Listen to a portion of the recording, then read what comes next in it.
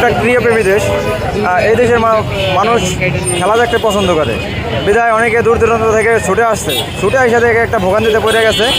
ওরা খেলা দেখতে পারতেছে না, একটা ঝামেলার কারণে বিসিবির পরিচালক এবং প্লেয়ারদের মাধ্যমে একটা মনোমালিন্য হয়েছে, বিধায় তারা খেলা দেখতে পারে নাই এবং খেলা বর্জন করার সিদ্ধান্ত নিছে।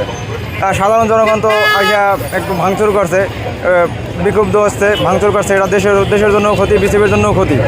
আর খেলা যদি বয়কট করতো তাহলে বাংলাদেশের জন্য, বাংলাদেশের খেলাটাও একটা সুনাম ক্ষুণ্ণ হতো। এদিকে দেখা যাচ্ছে রাস্তা ব্লক করছে, অনেক গাড়ির গ্লাস ভাঙছে। বিপিএলের ব্যানার ট্যানার ছিল, ওগুলোও ভাঙছে। এগুলো বিপিএলের জন্য ক্ষতি, দেশের জন্য ক্ষতি। আর সাধারণ জনগণদের দেখা যাচ্ছে কিছু সময় সেনাবাহিনী এসে লাঠিচার্জ করছে, এটা জনগণেরও ক্ষতি। এটা বহির্বিশ্বে দেখলে বাংলাদেশের ক্রিকেট নিয়ে একটা দুর্নাম ছড়াবে।